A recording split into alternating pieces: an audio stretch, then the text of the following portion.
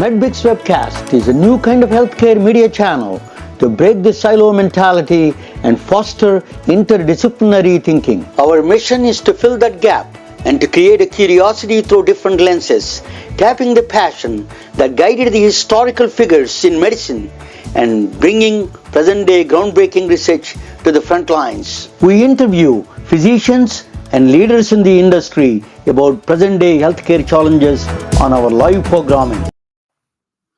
Welcome to the MedBix Webcast. This is Ramana Namaraju, and I'm the host of the MedBix Webcast. So I have today's guest is Dr. John Silver. John Silver is a registered nurse and a PhD. He has been my guest for the beginning days itself. I've known John for a long time. He's one of the first few guests. Keep coming on my show. We had several problems during the beginning days. It's very frustrating. Now we solved the problem. But John is a very innovative thinker, and he is a nurse. He is an advocate for the nurses and the primary care itself and the healthcare system in overall. And he has the great ideas of the policies. Then after that, I'm going to present a topic on for a lot of for foreigners, particularly other countries, what the American healthcare system looks like in general. Just a brief 30,000 feet overview of the American healthcare system. And then I'm going to talk a little bit. I was talking with Dr. Stephen Lavalis about independent physician network, independent physician associations in the 1980s, 90s. I did quite a bit of work with them. So we have to revisit them in a sense that a lot of independent doctors want to be independent, but they need the tools. What kind of tools they need, and how do they make successful in their practices? I'm going to present a small topic and a couple of slides on that. And then after that, it's going to be exciting. And let me, bring a John Silver. His name is my old buddy. We argue a lot. Okay, welcome, John. Hi, Ramana. Welcome to the MedBix Webcast. How are you tonight? Good. Can you tell me a little bit about your background? A little bit. Where did you? What is your until now? You got a gray hair, so you no hair, whatever it is. So tell me what you did so far all these years. Well, this is actually my 50th year in healthcare. I've done everything from be a security guard in the hospital where I started to respiratory therapist for 6 years, and I've been a registered nurse for the last 40 years. I worked in every kind of hospital system except for remote rural type hospitals. Basically critical care, burn units, trauma, open hearts, surgical ICUs, kind of the adrenaline places. Went back to school in mid 90s and got my bachelor's degree in nursing, and then a master's degree in nursing after that. But I started trying to figure out kind of two questions. And the first one was why nursing couldn't control its own practice domains in the hospitals or in the states. We were still struggling at that point and still are today. But also, what's wrong with healthcare and how do we fix it? I spent the last decade of my practice as an emergency room nurse. So I got to hear all the stories of people that were coming in through triage of, why they were using an emergency room at 10 o'clock on Friday or, 4 in the morning or whenever the time was. So they'd opened up a PhD program. I wasn't getting any answers out of medicine or public health or nursing. So they opened up a new PhD program called the Public Intellectual PhD in Comparative Studies. It had been brought over from Cambridge. And I was in the second cohort of that class. And it opened up the opportunity for me to study health systems around the world. So I went to 3 different continents to study health systems directly. My first task was setting up what I thought the goals of a healthcare system had to be. I actually stopped for 2 years and got an MBA certification from Tulane so I could deal with the economics of it. I've worked with systems theorists and economists, health economists for 2 decades. And the idea, again, was to figure out which model around the world, if any of them, met all seven goals for a healthcare system? Okay, let us talk about the economics a little bit.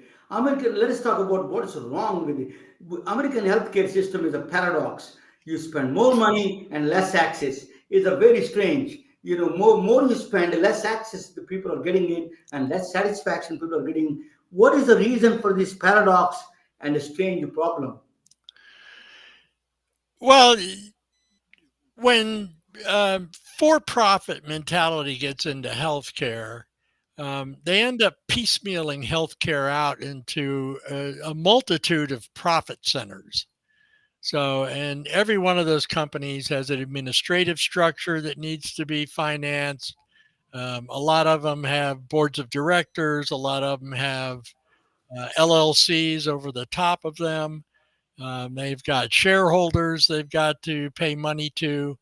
So it just becomes this big sieve of money out of whatever community those facilities or practices tend to be in. We spend way too much money in this country, and a lot of that just goes up in smoke to people that already have a lot of money, and it's pulled out of the communities. And that's kind of the core issue of healthcare is it's transitioned into a money-making enterprise. Unfortunately, the technology is also funneling the money to the top. That is helping them to funnel the more money much easier way. So if you wanted to you're a very transformative leader. You think very radical ways of thinking of fixing this problem. One of the things, what are the seven principles you're thinking about that you want to start a new model? Can you tell us what the seven principles you're talking about? Well, actually, I can. I'll bring it up here real quick. We'll take a look at it. Yeah, you don't. You just talk about it. You don't have to bring it in the. Okay, so just tell Well, us. I like to be specific when I talk. Okay. All right. So the first goal was equitable, targeted, data-driven access appropriate to every community's needs. Yeah. The second one was that we're using quality evidence-based care. Third one is that using equitable, targeted, and evidence-based distribution of resources in a health system. The fourth one, and I thought this is one of the white reasons why I call it an adapted model, is that you need an interdisciplinary practitioner-led administration so that the system itself is congruent with those practitioners' values, but also so you can maximize everybody's skill sets. The fifth one is equitable and positive outcomes wherever you go into the health system. Cost efficiency is another one. And then the last one is social accountability and a mandate for direct public reporting. So these are all policy statements. You have big policy statements, very impressive. But how do you implement this kind of a strategy, this kind of a policies? Is there any model that you're thinking about implementing this kind of a strategy for these seven principles? Sure. So I came back from a variety of trips and meetings in UCLA with people from Southeast Asia and Korea and Japan and all that. And I set about collecting all the coherent models I could find around the world that had a coherent healthcare system practice. And I brought them all back and put them on the table. And one by one, I went through each one to see which one met all seven goals that I'd outlined. None of them met all seven goals. So I thought, well, let me look at our system, and our system didn't meet any of the seven goals. So the quintessential problem in the United States is that we have not had the discussion or made a decision about whether healthcare is a right or a privilege. If we consider it a right, then we're pretty much looking at some kind of national healthcare system. If we consider it a privilege, you have to be willing to step over the dead bodies of Americans. I don't accept either one of those. So, what's in the middle? And that's what I started asking myself. Let me ask US history, I said. So I went back through US history to find out, because we've had to have had a problem like this before, where something was too important to be just left to the commodity market, but we weren't willing to call it a right. And that was the issue of electricity as it was coming out in the teens and 20s and 30s in this country. The manufacturing base was putting out all these electrical devices to be used. And the unfortunate problem was that power generation was controlled in most cities by a small business that had a bunch of LLCs over the top. They charged what they wanted to charge and they went where they wanted to go, but it neglected huge areas in the country. So I looked at what Franklin Delano Roosevelt had come up with as a solution, which was the Public Utility Holding Corporation Act in 1935. So I studied that history back through the natural monopoly theory where it came from in England. And I brought the public utility model forward and put it on the table with the goals. And what I found was if I changed the administrative structure of how we consider a normal public utility, and I changed the financing model, so because you can't just have user fees paying for healthcare, that this model takes healthcare right down to the street in every community. Yeah, very good idea. That's an excellent. I don't know much about that how the utility models work. So the money that you collect from the utility model, is it distributed among the communities, or the total money does distribution goes No. in the So in the United States, we're a federated republic, which means you've got to respect kind of the federal state divides. So I set this model up in state based regional systems. The regional systems would largely be housed out of university medical centers so that the administrative council, which is again a lot of providers, would also have a tie into public health, to EMS services, to the universities, so that we could start making our healthcare systems a cooperative venture between academia, government, the healthcare systems themselves, the providers, so that we'd all have input and we'd all have decision making capabilities about how resources were distributed, what the needs in certain areas were. And again, it has to be every community. So it's rural, it's suburban, it's exurban, it's urban. We can't leave people behind. correct. The consumers, we pay the electric bill, water bill, right? So they pay a medical bill that way, same similar way. That's what you're saying. So Well, that's good. not exactly, because it wouldn't be a medical bill. So let's say, how much does the average person pay in insurance, for example, or how much is your employer paying to provide you medical service? All those costs go away. You would have a flat fee, like on a utility bill of, let's say, $50. All your family, everybody in the house would be covered for any of their medical expenses that they had to do. There'd be no copays. We wouldn't need health insurance. There'd be no deductibles. There'd be no bankruptcies.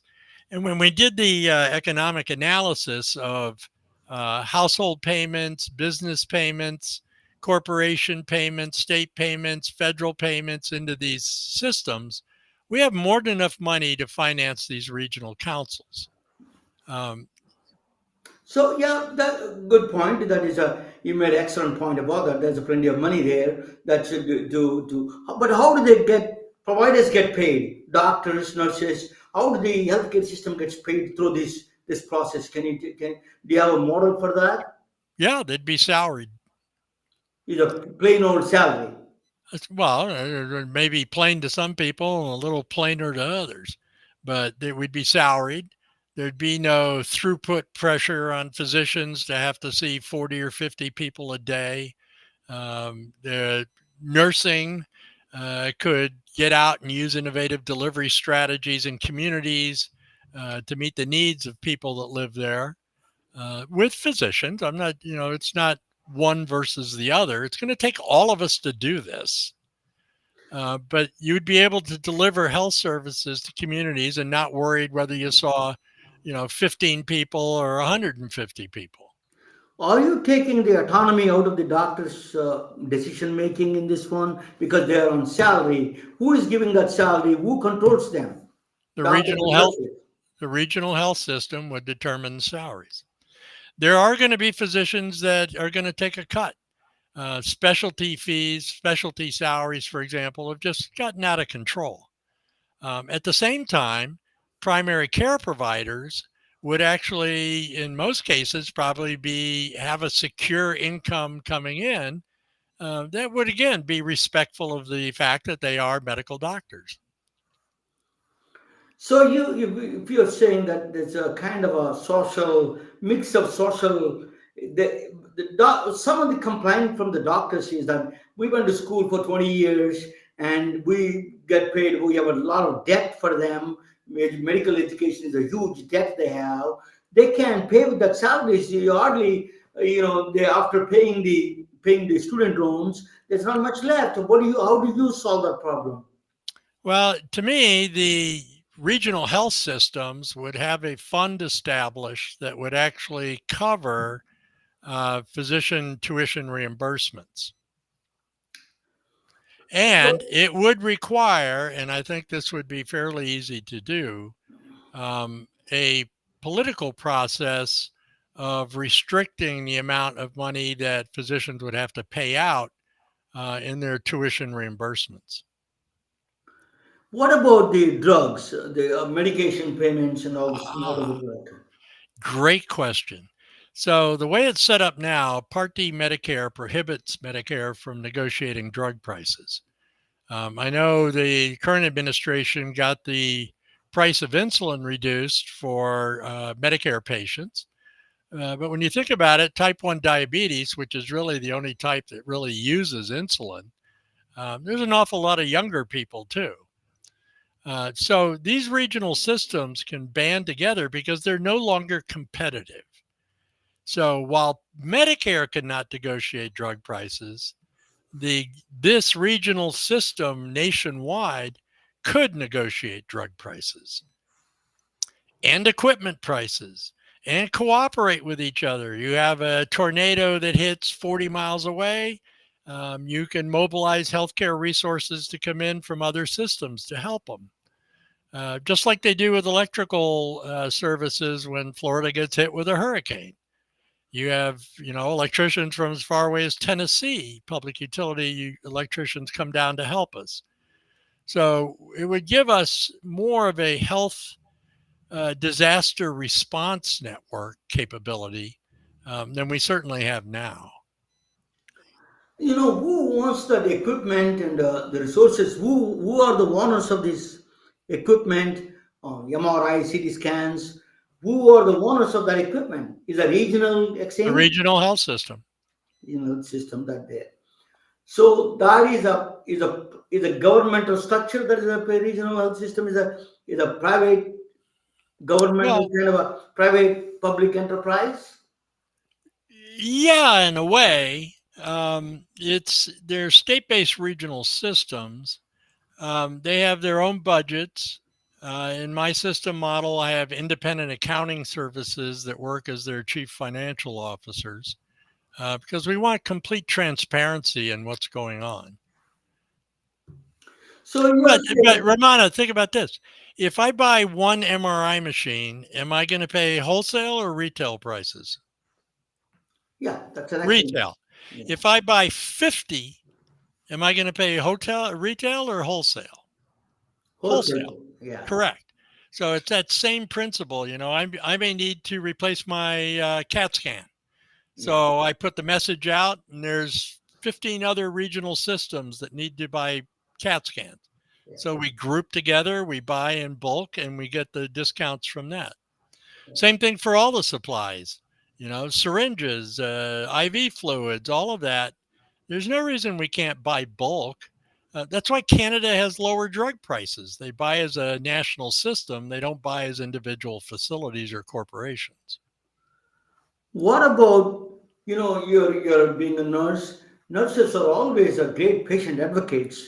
They are advocacy. If you say the doctors, one of the complaints from the patients is that doctors lost touch with that patient advocacy idea.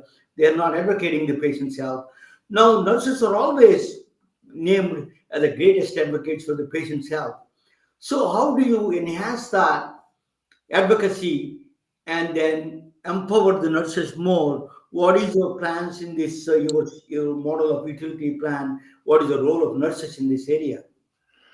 Well, this type of service delivery is actually it's our grounding as a profession. If you look back at the 1800s and you look at people like Lillian Wald and Mary Seacole, and you look at the initial uh, ideas of what nurses had of what we need to do, um, this is really reconnecting nursing with its past.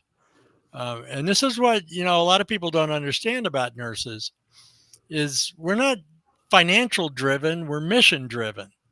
And if you give us that opportunity and, give us that independence to work, you're going to find a whole bunch of, there's over 4 million of us in this country. You're going to find a lot of nurses that want to come back to practice.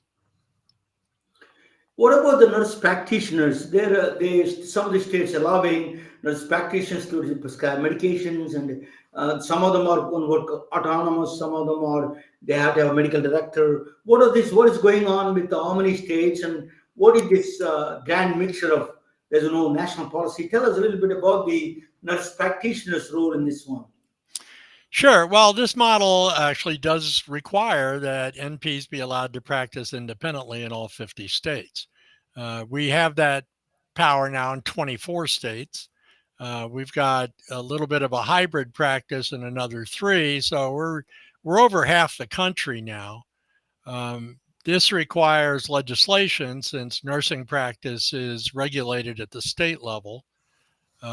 We found in a lot of states, the biggest obstacle to doing this is actually physicians who have been, mired in what I called a kind of a guild relationship with their profession. Healthcare is not a zero sum game. Just because nurse practitioners gain independent practice doesn't mean that physicians lose anything. Nobody's trying to demean the practice of medicine or say what it isn't. But medicine alone is not going to be able to solve this problem on a national level.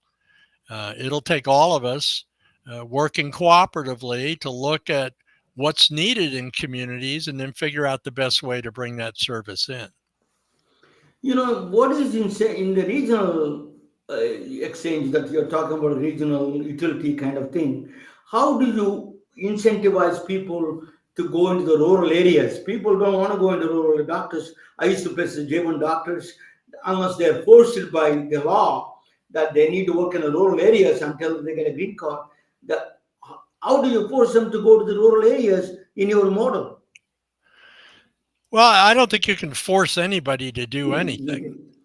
I see healthcare in particularly a lot of these rural communities as kind of a springboard for other opportunities.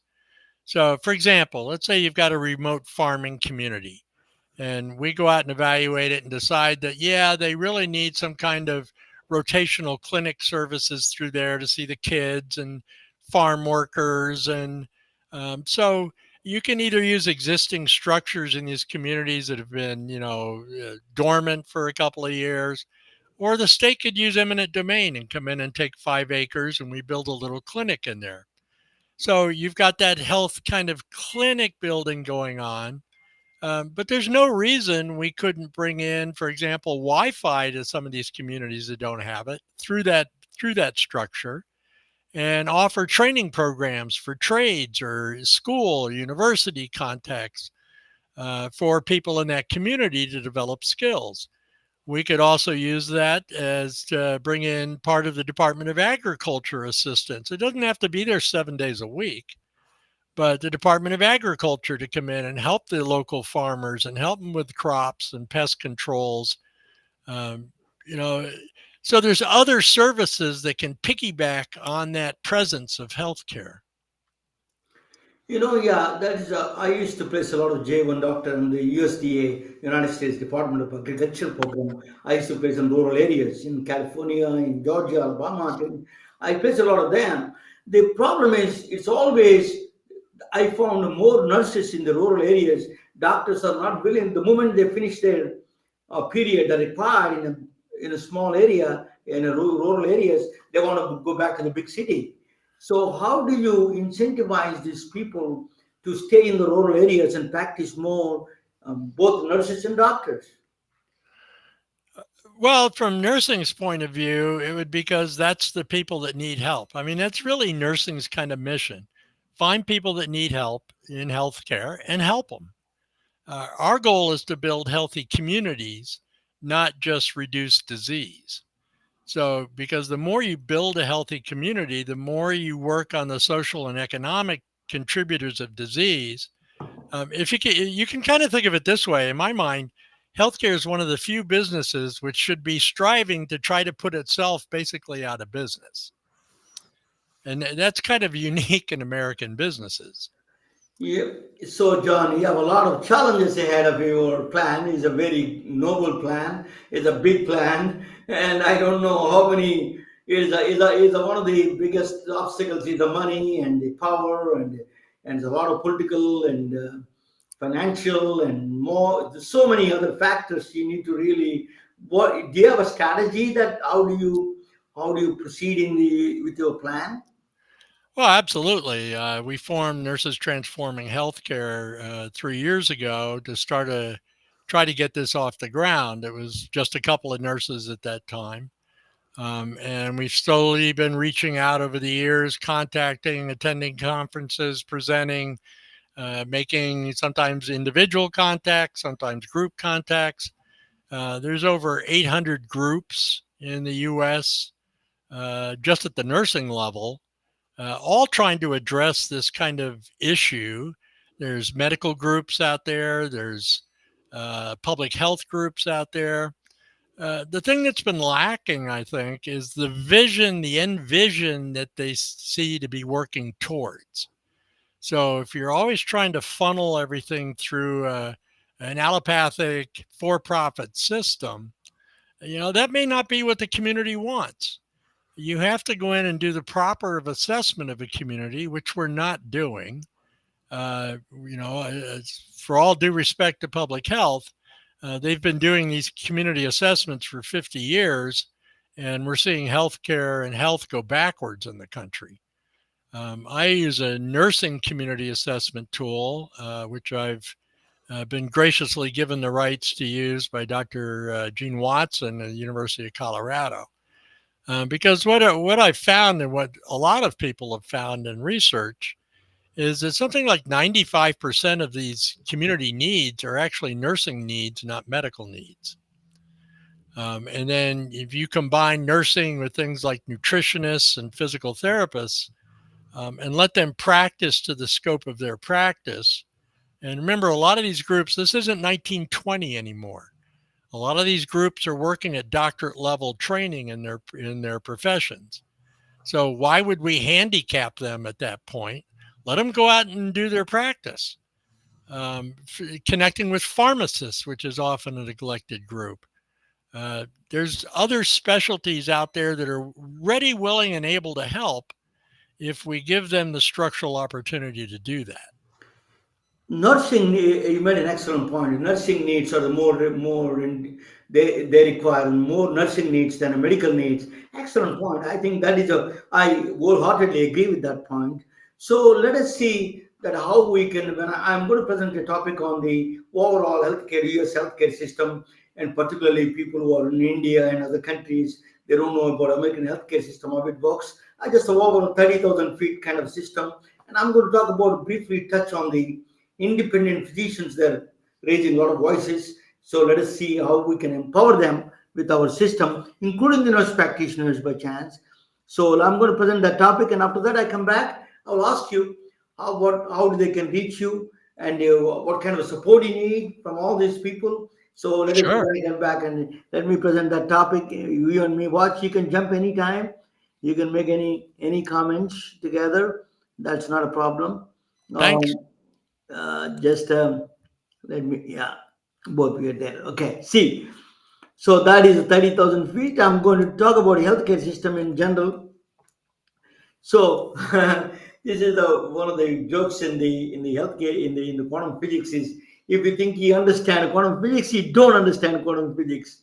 So I say they repeat the same thing in a system. If you think you understand insurance, you don't understand insurance. That's what it is. So that is really that is a complicated process. So just to let me bring it my system here, and I can follow that because my eyesight is not is okay. So there's now let us talk about the American healthcare system. U.S. population divided into the insured, uninsured, uninsured. You know that they have to do. So let us talk about insured one. Public insurance is Medicaid. Medicaid is the people who do not have a income enough, and they're young, and those people who don't have enough in the below the poverty line, they get the Medicaid eligibility. Medicare is the people who are seniors, 65 and up, they get the Medicare benefits, and the other public things that John may know, some other public thing. He wants to put the public utility kind of thing there. The other one is uninsured. The private insurances are, the employee sponsored, the payers, individual plans, the PPOs, and all these things, and exchanges. So there's a whole bunch of people that there. So just I'm giving you a very brief tour of this system. Medicare is a federal 65 and older. There is a four parts to it: Part A, Part B, Part C, Part D. Part A is basically deals with the hospitals. Part B is the doctor's visits and doctor's offices. Part C is the Medicare Advantage plans, which is a kind of a health and maintenance plan. See, Medicare Part A doesn't cover dental or vision. So Part C covers the Medicare Advantage plan, covers both medical and the dental and vision it covers. Part D is the prescription drug benefits. This is a complicated way they put together those four parts to the American healthcare system. Then, then Part A, let us talk about Part A. So they are run by DRG, Diagnosis Related Group Payment System. They call DRGs. There's a very hospitals all follow these ones. They follow ICD codes. The International Classification of Diseases. All the diseases are classified. India should do that. India doesn't have the classification of diseases. We need a uniform diseases. A lot of countries don't follow. We need that badly. ICD 10, ICD 11. These are all versions of these ICD codes. So these are all like, for example, heart failure is a diagnosis code, and newborn babies. All of them are based on DRG. The next one is I want to tell you very quickly. Is a So Part B is a lot of doctors bill insurance companies. That is doctors visits. All of them are CPD code procedure. These are procedures. X-ray, for example, is a procedure. You bill it for X-ray. ICD is a diagnosis. Pneumonia, bronchitis. You say that, and then you do chest X-ray. That's CPD. So base CPD are procedure codes. Outpatient office visits. There are different levels. Are huge. That itself is a huge administrative tasks involved. So the next one is Part C. Part C is Medicare Advantage plans. It's kind of a lot of there is so much talk about Medicare Advantage plans. One of the benefits of the Medicare Advantage plan is they cover the dental and vision. Part A doesn't. Pure Medicare doesn't cover that. But some of these advantages, we don't have enough data that is working or not.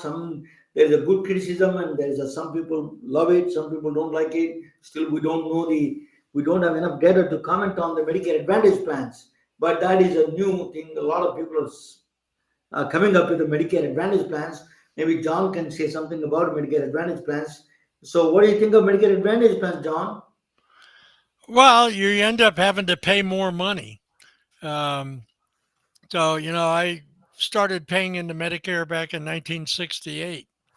Um, so I hit the retirement age. And now, if I want this other stuff, I've got to pay more money now to get that. Well, that's great unless you're living on a fixed income and you can't afford it. Yeah, that is a criticism that he's talking about. So he's in John lives in Florida. Florida is full of Medicaid patients, Yes, including myself now.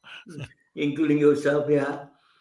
Um, then the Medicaid is a state funded program. Is a federal and state combination together. It's a low income poverty line. Before the poverty line, hospitals But and doctor visits they pay a particular fee. Okay. this was put in on the auspices of dealing with what they called the donut hole, where you had people taking two or three meds, and then you all of Oh a yeah, sudden had pharmacy people benefit. That's taking what eight I. or nine. Yeah, sorry. Yeah, pharmacy Uh, benefit. Yeah. but the giveaway in Part D was they prohibited Medicare from negotiating drug prices. So that's the way they got Big Pharma to back it. There is a movement coming in right now. There is a new law passed in that you can negotiate the prices with the Medicare now. That's what I understand. Executive order. Is there anything in the cooking in Not unless they've gone back in and changed. I can't remember what it was, Title 19 or something of the Part D Medicare. So unless they've gone in to change that, I think it's still the law. So this is not a this is an example of not a free enterprise system, right? Free enterprise system, you have a freedom to go negotiate prices, but here is a pharmacy benefits for one. It cannot negotiate the prices. Whatever the pharmaceutical companies say that you have to take that there is not really a free enterprise system there, right? Well, yeah, and one of the reasons that benefits managers, the PMBs or PBMs or whatever they call them, Hmm. the pharmacy benefit managers, they sold that idea thinking that they could get the lowest, best price for people for their medications. And what they really did was just create another monster that's taking money out of the system again. And they're ending up really doing serious harm to local pharmacists. Yeah. I agree. I mean, this is the whole thing is funny stuff. So Medicaid is a hospital visits, as you know, that they're all paid one price, and then you cannot bill anything any patients. So I'm going to talk about a little bit of so who manages these plans? Tech companies. IBM used to manage. John Ross Perot used to run a EDS. That's a very beginning days. I remember from Dallas EDS, Electronic Data Systems. They are the first company used to manage the plans. They administer the Medicare plans, a lot of state insurance plans. So a lot of technology companies are really bidding. United Healthcare is one of them, and a lot of insurance companies they manage these plans. So they're carriers, and a lot of them are these are public insurance companies. The government insurance as carriers, they do that. There are in the United States, they give it to the administer these things through the third party carriers like Atma. They have their own products, plus they still can carry Medicare and Medicaid. They can administer that. Yeah, the problem is, again with this is there aren't many hospitals that can survive on just Medicaid patients. And there was just a story, and I don't remember where it is, where the DOJ is investigating, I think, United Health for antitrust. Yeah, So what we keep seeing are the mergers of these companies and then a dissolution of services. yeah. That's problematic. So premium health savings account, that's a very private insurance private payers. So this is the Silicon Valley. I mean, there are all of them. A lot of them have a premium health savings account. They pay from their pocket. They can decide. They give up freedom. Consumers feel that they have some freedom to spend their money. They save some amount, and the company puts some amount, equal amount, or whatever they agreed upon. Then they spend that money on their own. The consumers have the choice how do they spend that savings account. They can go to psychiatrist, psychologist, or any other therapy sessions. All of them they can be using for these kind of things. So health savings account is a very very common in particularly in the kind of neighborhoods that where the economy is good. So the health savings account is very FSA, HSA they call. So Well, it's your money going into it. Why shouldn't you be able to spend it where you want? So there is a lot of different models now. Fee for service model is one of them. So that means you go to your doctor's office, he bills the visit for that visit, office visit, and then he does X-ray. You will add another service. That is you can bill it. That is a one model. Fee for service model that is kind of dying down. There's a fee for service model.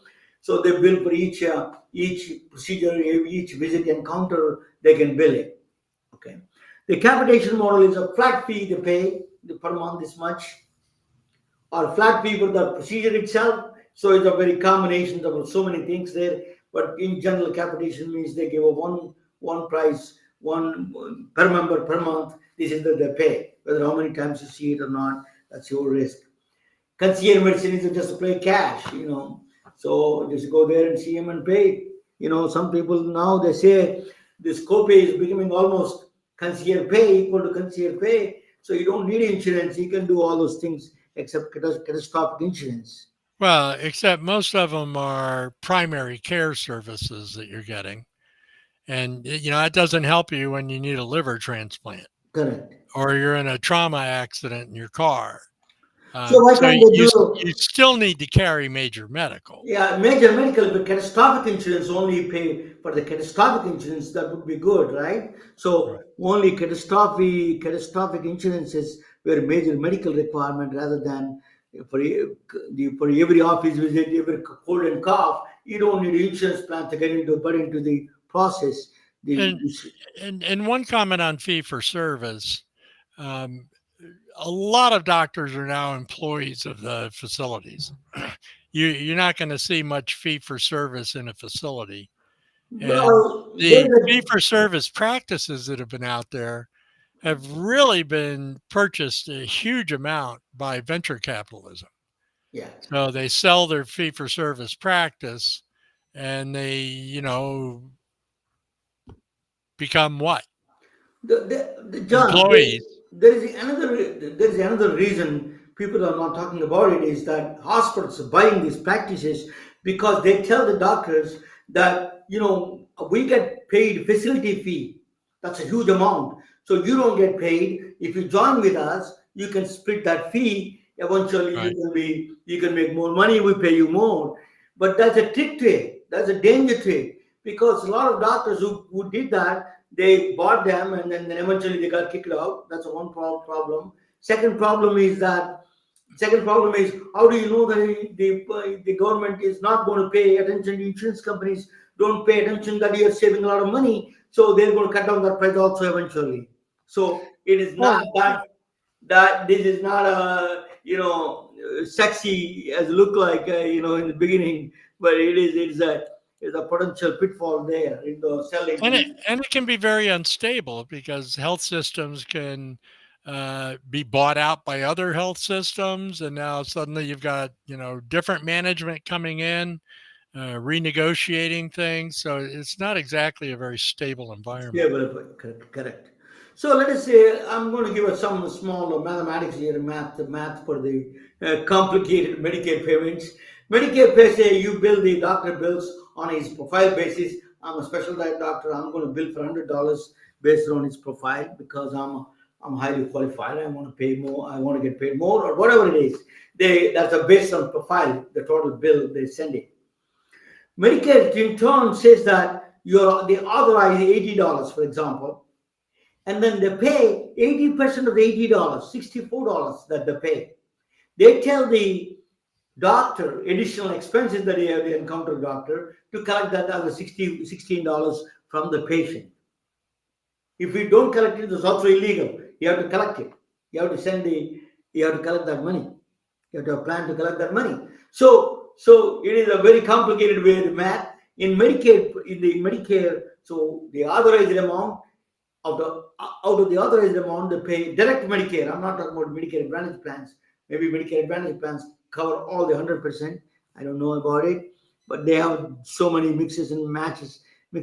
We don't even mind-boggling in my view. So that is a Medicare reimbursement structure in general. Uh, well, again, pre-approvals are required. The docs have to document all the rationale for why they want to order a test, and they can always come back and just say, no, No, yeah, we're not correct. going to cover it. So there's a lot of third-party administration. There is a self-insured ones. This is a really good. I want to talk about the independent physician networks. There's a lot of. I can tell you this is the where they can tap really potential these independent physicians and the independent nurse practitioners. These self-insured. A lot of cities, counties are self-insured. A lot of Delta Airlines, the IBM, they're all big companies are self-insured. Even small companies are coming in the picture. They're getting together, banded together. They're getting self-insurance. They're bypassing the insurance, traditional insurance companies. That is where independent practitioner can excel. I tell you why. Here is a model I'm going to tell you. So, independent physician networks is a very getting popular now. I was talking to Dr. Stephen Lovalis. He's talking about independent physician model is coming back. He says, I agree with that. There is a potential benefit for the autonomy of the physicians if you want to get it. It preserves autonomy. The doctors can make decisions in there. That's the biggest plus. Reduce administrative burden with the independent physician associations. They're all independent doctors together form a club. It's a co-op, so they can reduce the common costs, billing, and the billing costs, administrative costs. They can drastically reduce it. I used to go to the doctor's offices. I used to see every doctor in the back. I used to hear the schemes from the back office with the insurance companies. So that at least you can avoid with these independent physician networks. They can do side of the place. You can have pleasant atmosphere in the doctor's office. So increase the bargaining. When you are get together, you have to watch out the antitrust laws, of course. There's got to be careful. Power of potential for cost savings. There is a co-ops. This is the last one. I love it. Co-ops. There's a group purchasing organizations. We did that. We bought a bunch of Lexus together, and actually we started band together by the doctors. So you can do as a group. They are get together. All these providers get together, start a form a group. You can just John was talking about purchasing MRIs. Maybe it may take you some more time to really follow the John's plan, but you can plan with the co-ops, independent physician networks. You can do that now. The co-ops are very powerful. You can bargain large number of things together. You can buy everything in a large quantities. So co-ops, GPOs, very powerful but independent. That's a plus. Let me tell you about the disadvantage of the independent physician networks. Lack of unity. I used to we tried the independent physician networks. The doctors fight all the time. They say that doctor worked much harder than me, and then you're giving the same amount of money to the guy. It is just that is a lack of unity. They took advantage of the insurance companies, took advantage of the lack of unity among the doctors. It is important that you need to be on the same page. So membership costs is one of the problems that you need to pay for the lawyers and all those things. Implementing the cost, that is a little bit cost involved in the membership. The main thing I learned from Gary Matthews, he passed away, rest in peace. He's a great guy. He taught me how to, this IPS, he used to set up a lot of IPS. He taught me during the 1980s and 90s. So what that is negotiating is a key. You have to understand that really negotiating, you have a savvy of the negotiations, that you have to have a little political cloud, a little bit of everything you need to have, legal aspects, everything you need to cover. So that's negotiating is a big challenges in that area. But I tell you, opportunities. Independent physician networks can do a lot of things. They can tap the health savings account. This is a very young people need really help. They want to spend their own money on their own basis. You can come up with a plan together. Bunch of doctors get together and say, we're going to offer you this price. All the HSA, if there is a big company in that area, you can offer them together a HSA, a comprehensive plan. Really works very well. Then cities and counties. Actually, I went to the county. I don't want to mention that, actually I can mention city of Atlanta. We went there. We spoke with the benefit managers. But, the problem is, I'm not talking about Atlanta is a great city, that we have a great mayor. But sometimes we have these benefit managers are lazy. They don't want to do anything. We already settled everything and we don't want to do anything. This is actually the problem is benefit managers, or they need to open up if they want to reduce the cost of the healthcare. Most of the cities are big cities and counties are self-insured. You can tap that market and tell them we can provide a primary care to them and then reduce the cost of the whole overall premium. You can take reinsurance, Lloyd's of London or something like that. You can take that. You can really risk. You can do partial risk or full risk.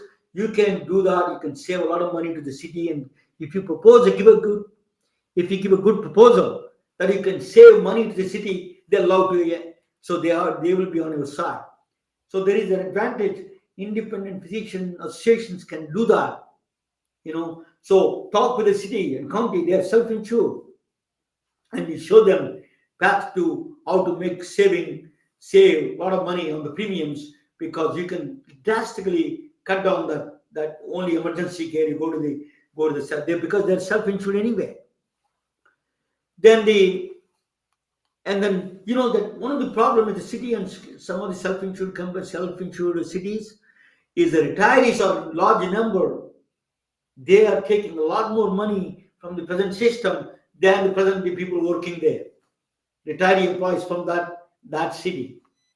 So you can come back with a plan that address that one. It's a very beneficial. So independent physician, including nurse practitioners, can do that. Negotiate with the city, or a lot of self-insured companies.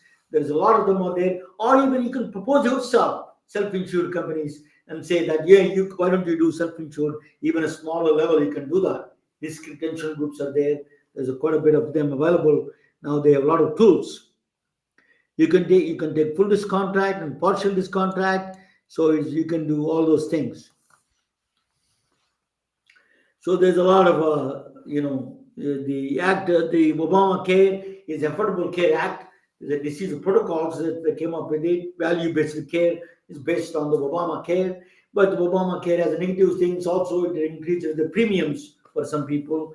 So it's really, we do not have a strategy to cut down. I personally, I feel that we need a both combination of the free enterprise system. First, you quantify the healthcare system. We don't have the quantification of healthcare system. What I mean by quantifying the healthcare system. So quantifying, just let me put that word on before I pass my talk about that. Quantifying the healthcare system is you have to quantify the doctors, nurses, personnel, all the resources, including the equipment, everything what is needed. Separate them all. That's a physics system health. How do you do that? You defragment everything and put them together.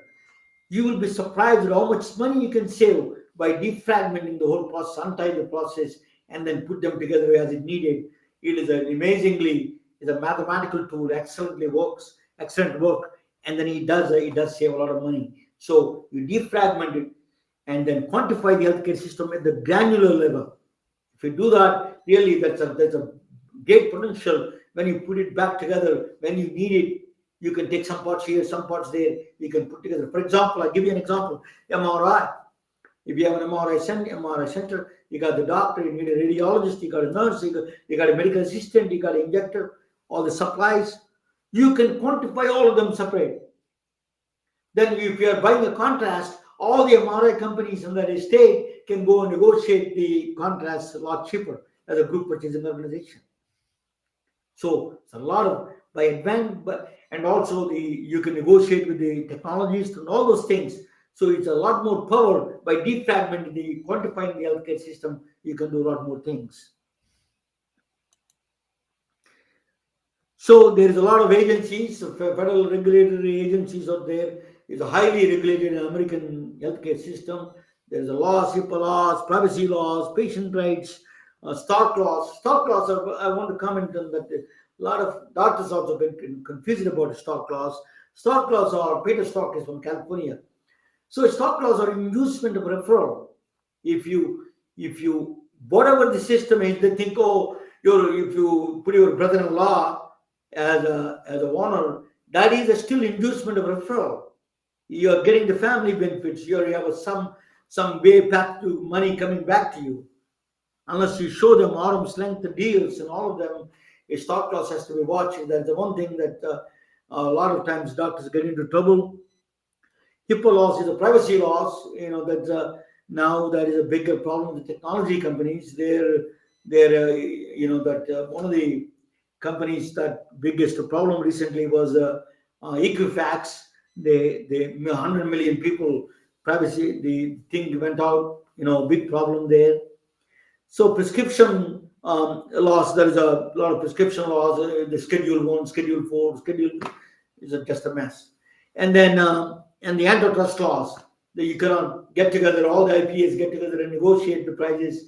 That's a violation of a law. That's what they say. So it is a kind of a complicated agency regulatory framework is there. So if you want a medical devices, you have to go to FDA. Some of them are 510K approval that they already existed. 510K approval means the technology exists, but basically you're putting a different technique there, different equipment, but the process algorithm is same. So if there is a 510K approval, you can get it faster. But the Silicon Valley people don't understand is this is the one they get into this problem with them. So who pays for it? They don't understand it. The Silicon Valley people, startup will solve all the problems, but they have to understand who is going to pay for it. Is the insurance is going to pay for it? Doctor is going to pay for it? Consumer is going to pay, patient or brother-in-law is going to pay for it. If somebody has to pay for it, right? I can tell you only you end up with your brother-in-law, you end up paying for your brother-in-law. That's all it is. There's all those people, most of the time they don't pay.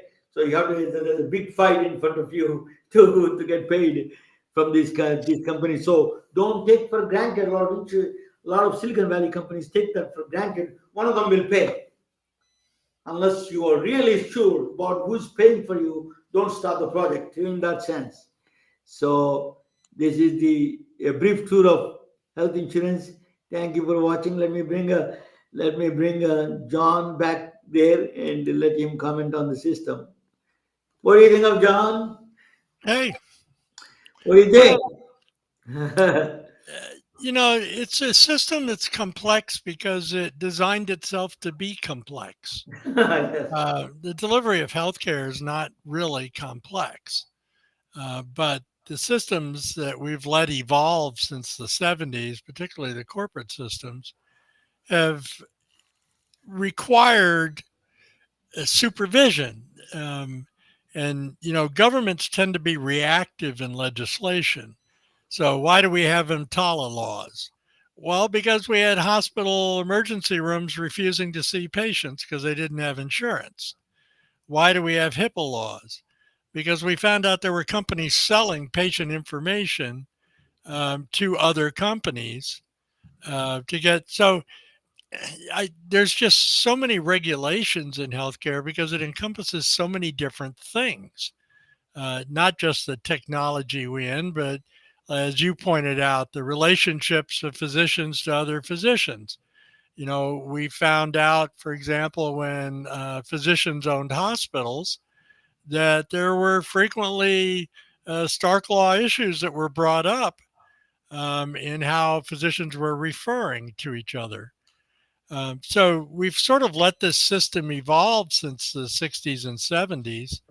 And then once, corporate and venture capital saw how much money there was in healthcare, the last 40 years have reflected that. You work as you're a nurse, you're a leader for the nursing industry. You're a great voice for Oh, the I nurse. don't know that I'm a leader, but But you're a great voice for the nurses. So there are a lot of nurse practitioners are doing a lot of practices around the country, independent practices. So I want them to be powered by technology and then a lot of equipment, medical, the evidence-based medicine. I'm showing you one example of this particular device. It can do 7 vital signs: EKG, blood pressure. You don't need cuffs. Without cuffs, it can do the blood pressure. It can do EKG, single channel EKG. It can do oxygen saturation levels. You put this one there in the finger and put in the mouth. In 30 seconds, all the respiratory rate, everything comes out of this simple device. Use this one and goes to the platform and then if they have questions, they can ask a doctor online. So they can empower, the nurses can empower in rural areas, in big cities, use the technology, use the resources. They can do ultrasound. Nowadays, ultrasound is a small iPhone comes there. You can do like a pictures with ultrasound, take a pictures and show it to the doctor online in real time. You can do that. Then X-rays, they became a very small X-rays now with the battery operated X-rays. So you can rural areas, you can implement it. So a lot of nurse practitioners that they can make even more money in a small rural areas with this one. Independent doctors, they can do all these things. So evidence-based medicine, that they can implement all these things. John, how do they reach you? The people, the nursing community want to reach you. What is your website? Well, my association group, or my 501c is called nursestransforminghealthcare.org. It's all lowercase, one word, nursestransforminghealthcare.org. If they'd like me to come in and talk, they can either reach me through that website, or they could email me directly, forrester2232@gmail.com. FORRESTER2232.com. I've been to probably 4 conferences in the last year. This is really starting to pick up. I think more and more healthcare providers and nurses don't want to go to a conference and hear a keynote about, meditation. I think they want to come in and hear what some options are in healthcare that can help them reground themselves in their professional values. And I think that's what I talk about. John, I have always respected you. You are really noble person trying to do good things for this country and communities that you live in. So I think I have utmost respect for you. I disagree sometimes, argue with you, but I know you for a long time. We've been friends, and we've been coming on my podcast for several times. Thank you for coming. First time we had no problem, no glitches. No All tech is good. problems this time. It is. Well, the Thank you so. respect is mutual, Romano. The respect is mutual. I love Thank some of you. your shows. Yeah. Thank you so much, John. You're a great asset to the American healthcare system. Thank you all. Good night. And then next time we'll bring John to the one of these big events, and then we will put a conference together, all of us. So thank you all joining with us, and I want to see you guys. That good night, all of you. Good night. We are retelling their stories through our patented designs that can be worn on scrubs, t-shirts, printed on conference bags, and endless other promotional materials. Daily Wear for Medicine is the first ever of its kind to create curiosity in medicine through visual art. We at MedBricks are celebrating unsung heroes of the past who made enormous contributions to the field of medicine through our unique campaign called Daily Wear for Medicine.